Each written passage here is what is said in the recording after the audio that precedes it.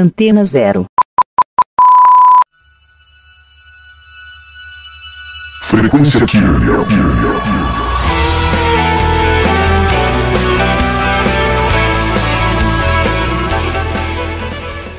Olá, eu sou a Cláudia e esse é o Frequência Kirlian. Prepare-se para uma viagem sombria para outro lugar. Vamos viajar pelas profundezas do Gothic Metal e afins, onde cada acorde te leva a dimensões desconhecidas. Ajuste seus sentidos, porque aqui o sinistro é a nossa trilha sonora. Hoje temos uma figura muito importante do cenário gótico de São Paulo. Ela mesma, Regina da loja Profecias. Ela que nos recebeu em sua linda casa num estilo arquitetônico incrível gótico. Espero que apreciem. Na primeira parte da entrevista, Regina nos revela sua história com o gótico e a origem da loja Profecias. Bom, é interessante falar sobre a moda gótica, né? Porque para mim esse mundo gótico começou desde quando eu era criança. Então acontecia assim, porque os pais compram, né, roupa para as crianças, né, quando somos pequenos. E eu já pedia para roupa escura, um roxo, ou um vermelho, ou um preto. Então era uma coisa assim que estava já em mim mesmo, né, de gostar disso.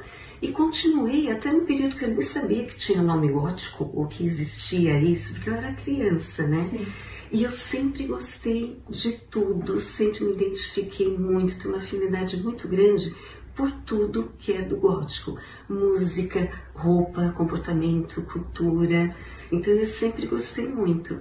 Até que surgiu um dia a ideia de montar uma loja, né, para fazer isso. E a loja ficou na galeria quase 18 anos. Todo o período que eu estive lá foram anos assim muito, muito importantes. Então eu conheci muita gente, me identificava com muita gente, amava o público. Então todo o período que eu estive lá eu fui assim muito feliz, eu gostava de tudo aquilo. Então não era assim, eu vou abrir um comércio, vou tentar fazer um estilo gótico. Não, era uma coisa que era minha, que estava sendo refletida ali mesmo. Aí eu montei a oficina de costura para a gente poder começar a fazer isso. Então tinha uma produção por trás da Profecia. Sim, com certeza. Foi durante 1 ano, 2 que não tinha roupas. Aí depois eu montei um ateliê, que é até mais pra cá, ali não sei se vocês conhecem, Vila Jaguara. Aí montei, claro que eu tive que instruir costureiras, porque elas estavam acostumadas com aquilo, né, as roupas, porque daí eu e o Rodrigo, não sei se você lembra do Rodrigo, meu filho. Sim. Isso. Então, aí nós que fazíamos os desenhos, preparávamos os moldes, cortávamos os tecidos, íamos comprar os tecidos para encontrar tecido de época, e deixávamos lá só para depois as costureiras fecharem. Às vezes acontecia de final de semana, de sábado, e expor em algum lugar. Ou quando nós fazíamos eventos, que a gente fez vários e fazíamos desfile, que era muito bacana. Então, o de domingo, teve um período que a gente fazia também uma programação lá no Madame Satã. Então, foi muito trabalho, mas acho que a gente trabalhava com tanto prazer que a gente conseguia lidar com tudo isso. Essas referências sobre moda, sobre estilo de vida, você acredita que você traz de uma vida passada? Eu acredito que sim. Você já teve algum vislumbre disso? Já. E eu acredito que sim, porque assim, era a única da família que era desse jeito. Ainda bem que meus pais nunca poldaram, fizeram alguma coisa. Tanto pro lado gótico como pro lado místico também.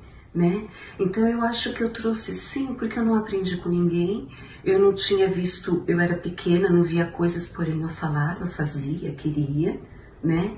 Então eu acredito sim, porque eu acredito em vidas passadas, assim, então eu acho que eu trouxe de lá. Ainda hoje você comercializa as peças? Como você comercializa essas peças hoje, ou indumentárias da época da loja da Profecias? Então, hoje eu já não faço mais. Fiquei só com aquela outra parte, né, que eu já fazia atendimento dentro da psicanálise, aula de Wicca, rituais que as pessoas iam lá para pedir rituais para saúde, para proteção.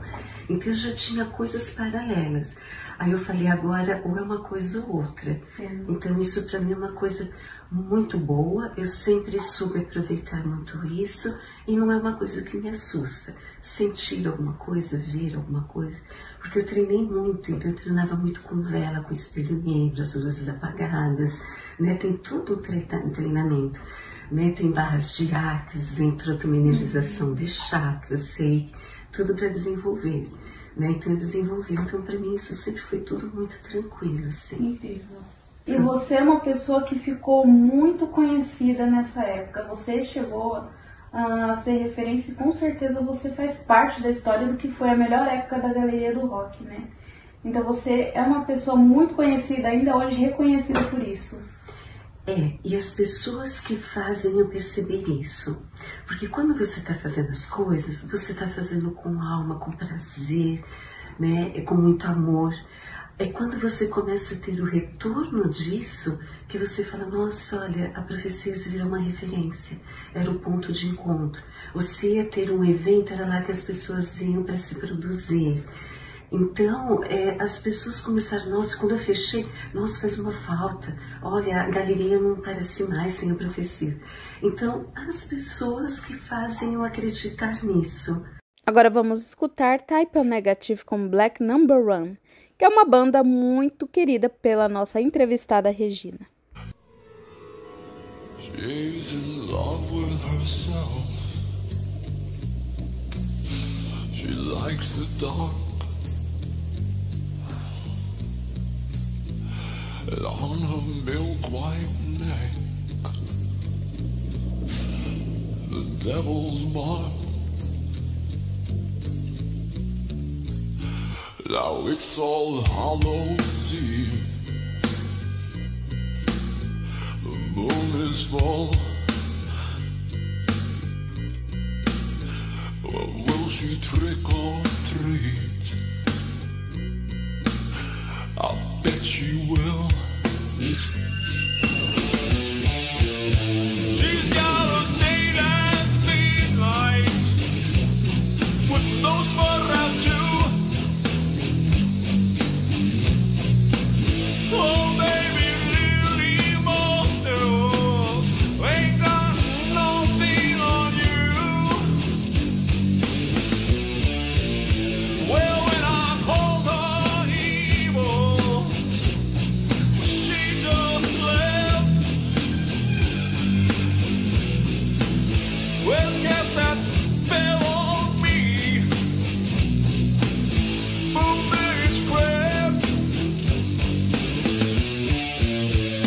Yeah, you wanna go out, cause it's ready to blow it. You can't go out, cause the rules are showing. I am blind. Ooh, I am blind. Blood, blood, blood, blood, no more.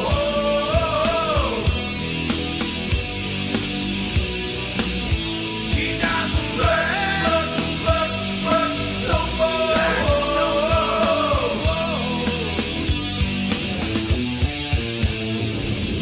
Loving you, loving you, loving you was like loving the dead. Was like loving the dead. Loving you was like loving the dead. Loving you was like loving the dead. Loving you was like loving the dead. Was like loving the dead. Was like loving the dead. Was like loving the dead.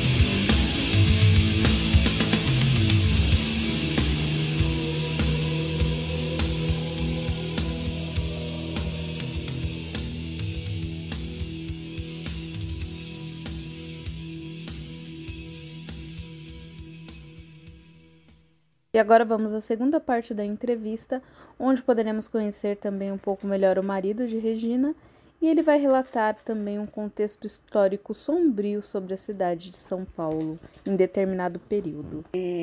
Como começou, né?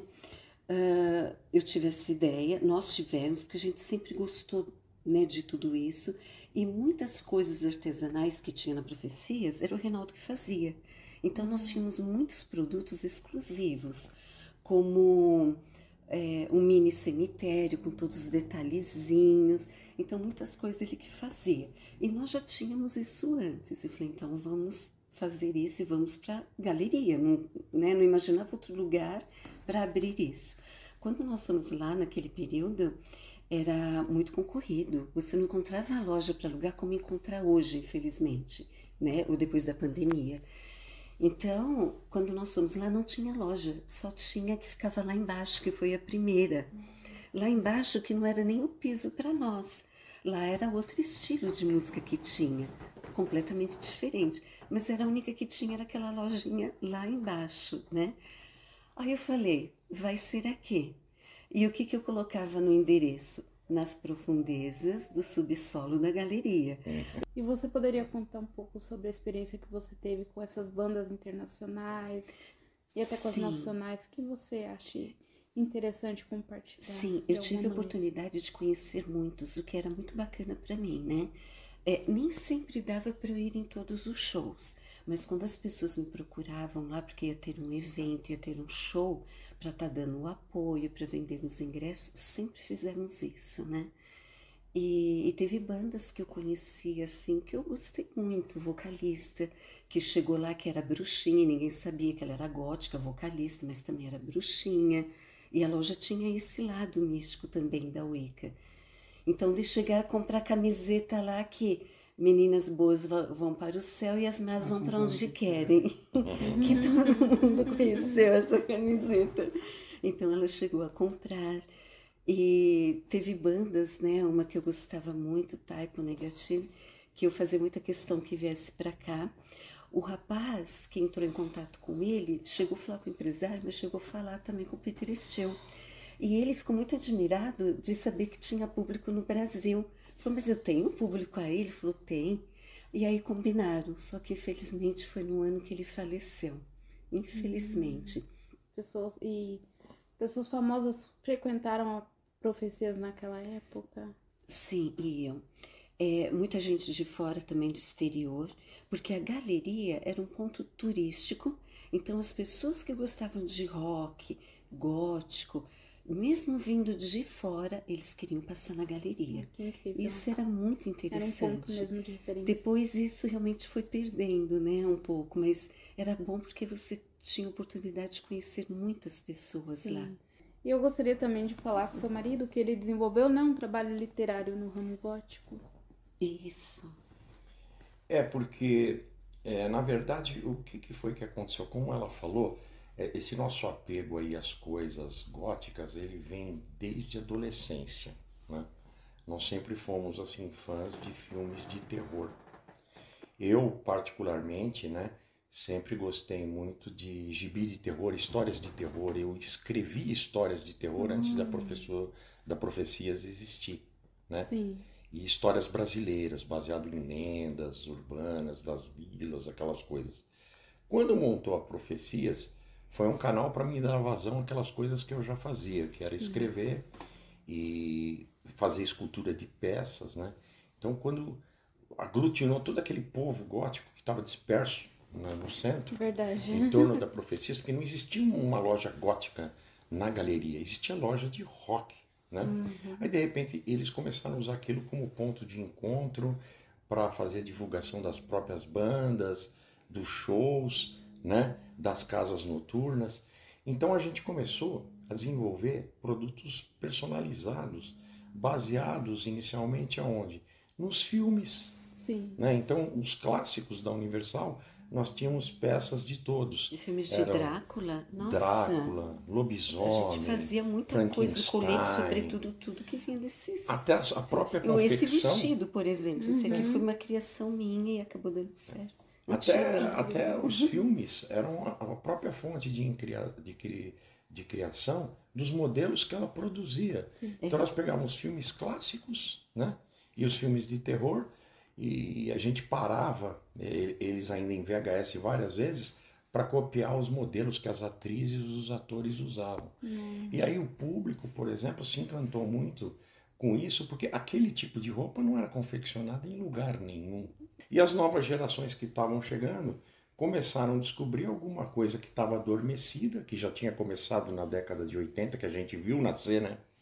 A gente viu a cena nascer nos anos 80. E tinha ficado só adormecida, e de repente eles descobriram que tinha aquilo no Brasil. Coisas que alguns poucos que tiveram oportunidade de viajar, né, para Londres, por exemplo, viram lá fora, de repente eles começaram a ver aqui. Mas a parte literária, aí você foi muito para... Ele escreve para algumas revistas de terror, É isso mesmo que eu ia lenda perguntar, urbana. né?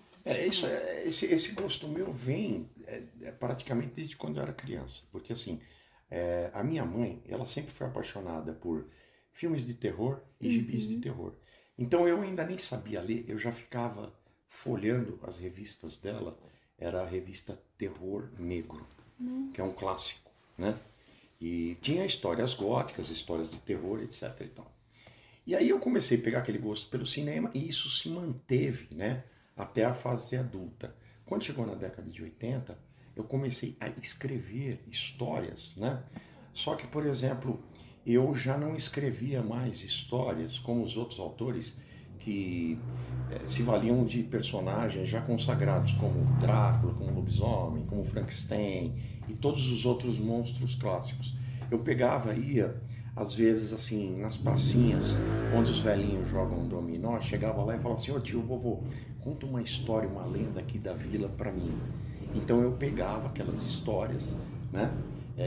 Fazia entrevista e depois transformava em história mesmo. E aí eu passei a publicar isso. Eu percebi isso, né, nos contos que eu vi, que você me mandou dos links do YouTube, eu percebi essa proximidade dos seus contos com a realidade da vida urbana, né? Isso, exatamente. Foi bem marcante mesmo. Exatamente.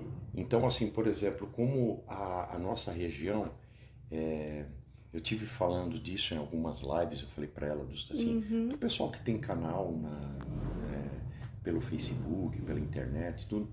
O que acontece? Aqui a nossa região, pela história dela, é uma das regiões mais místicas da América Latina inteira. Você fala a região do bairro aqui ou do... De todo o bairro Sim. do Pico, assim, do Jaraguá e Sim. o entorno, Pirituba, Vila Jaguara, Lapa, Aqui né? tem essa energia mística. Tem. Por A gente causa está do bem quê? perto do Pico do Do Jaraguá. lado. Sim. Nós estamos aqui perto, que é o ponto mais alto de São Paulo, né? Por isso que é um clima mais fresco, né? Quando é frio Bem frio mais frio, mesmo. né? Quando é Pela frio daí tem que altitude. ter lareira mesmo. Então, tem muitas coisas místicas aqui ao redor. Tem É uma muito origem interessante. histórica, mais ou menos assim, para resumir. Eu já fiz uma vez um programa bem longo sobre isso. Essa história ela começa praticamente no século XVI. Por quê? Essa área aqui, todinha, era dominada por índios carijós e índios guaranis. Era o reduto deles. E para eles o Pico do Jaraguá era sagrado, era o guardião dos vales. Ali eles tinham um cemitério deles, porque eles consideravam o pico como algo sagrado, e era ali que eles enterravam os mortos. Acontece que com a chegada dos portugueses, eles descobriram que no Pico do Jaraguá tinham jazidas de ouro. Então o primeiro bandeirante que veio para cá, ainda no final do século XVI, foi o Afonso Sardinha. Quando ele chegou, o conflito foi inevitável, porque justamente as minas de ouro estavam onde estava o cemitério dos índios. E aí houve um embate violentíssimo entre os bandeirantes e os índios, né, pela posse do lugar. E ele, já conhecedor assim do aspecto místico dos índios, o que ele fez? Para inibir os índios, ele construiu um casarão, né, a sede de uma fazenda, que é a Fazenda Jaraguá, só que nas paredes, que eram construídas no estilo taipa de pilão, em vez de colocar madeira, ele colocou os ossos dos mortos em batalha, e a liga da massa, da argila, foi feita com o sangue dos inimigos. Então esse casarão existe até hoje, é um ponto turístico, né? No Jaraguá, é o casarão Afonso Sardinha, ele está no meio do Parque E tem Estadual. muitos índios ainda no pé de Jaraguá. E ainda existem 8 tribos Eu em tenho volta. muitos instrumentos, eu gosto de xamanismo também. Todos eles que fizeram, que eu fui pedindo, eles foram fazendo até para poder ajudar também, porque eles vivem numa situação muito complicada, né? Então, para estar ajudando, eu já fiz campanha de agasalho para levar para eles no inverno, tudo aqui no Pico de Jaraguá. Sim. Então aí o que aconteceu? Posteriormente a isso, a região virou uma área de plantação de café. No século XIX, Pirituba inteiro, Jaraguá, eram praticamente 3 fazendas. Era a fazenda Barreto, a fazenda da Marquesa de Santos, que era a fazenda Anastácio, e a fazenda Jaraguá. E eram, assim, fazendas que eram tocadas com mão de obra escrava. Então tinha muitas tribos que vieram da África. Então eles já professavam a religião espírita naquela época em toda essa região. Sim. Então em Pirituba, por exemplo, foi o único bairro de São Paulo que tem registrado a história de um quilombo, que era mantido secretamente pela própria Marquesa de Santos, que Pela era Domitila de abolicionista. Castro. Resultado, por que assim, o misticismo se tornou parte da cultura da nossa região? Porque foi justamente, né, esse confronto entre os portugueses, os indígenas que eram politeístas e os africanos que também eram, que gerou uma quantidade gigantesca de templos espíritas. Sim. Então quando alguém fala assim, onde que tem templo, assim, o lugar que tem mais templo de Umbanda e Candomblé no Brasil é na Bahia? Não é em Pirituba. Aqui tem não pelo imaginava. menos 50. Nunca imaginei. Né? Então, por exemplo, em cada cantinho, em cada vila aqui, você tem um templo de candomblé, você tem um templo espírita, e assim acabou virando um solo fértil para a geração das histórias e das lendas. Até de Wicca tem, você acha? Durante a gripe espanhola, nenhum bairro do lado de cá do Rio tinha cemitério. Só existia o cemitério da Consolação, né? E o cemitério do Araçá. E de repente aquela Foram os primeiros explosão. cemitérios, né? O cemitério da Foram os Consolação primeiros foi o já ainda no primeiro. século XIX. Né? Agora, em 1918 não tinha cemitério para o lado de cá do Rio. E a gripe espanhola começou a matar tanta gente como matou gente durante a epidemia de Covid. E precisava se livrar dos corpos o mais rápido possível, porque era altamente contagioso. Né?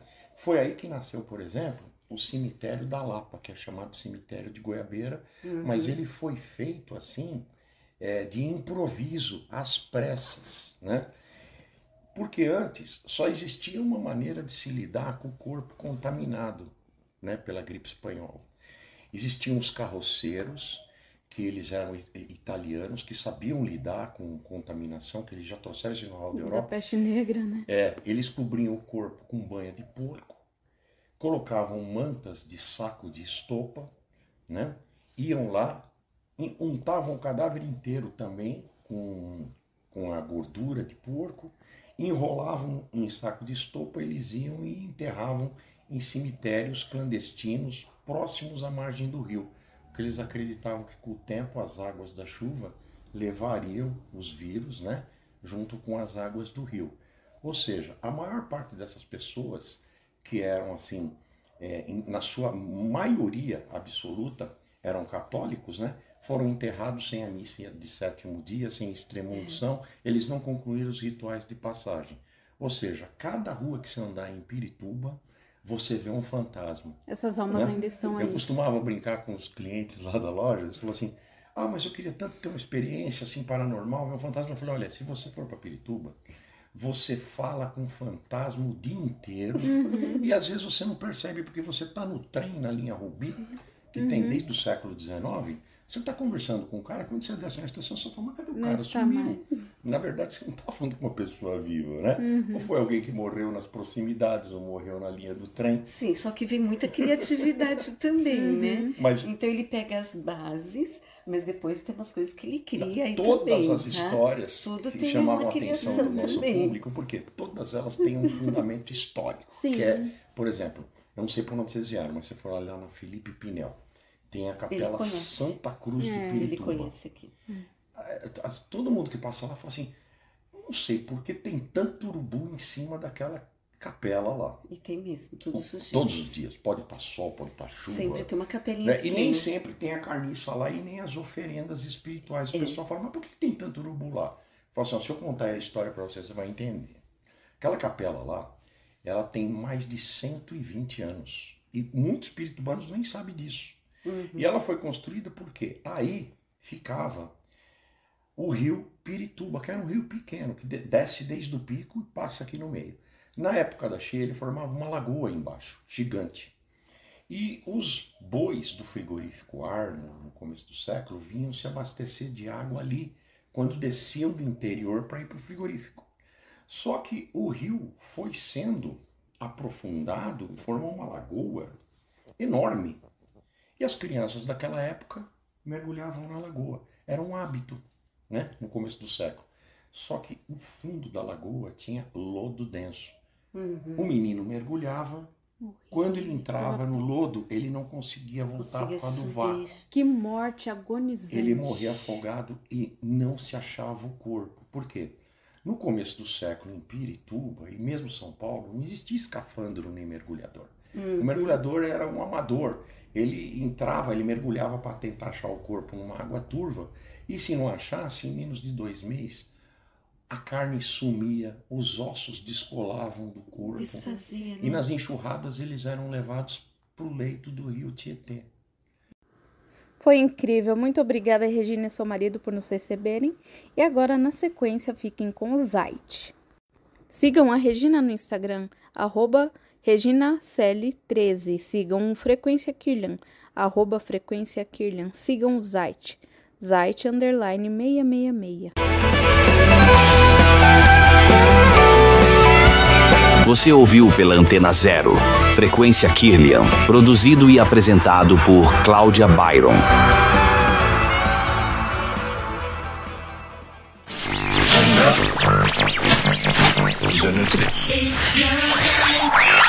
Você está na Antena Zero.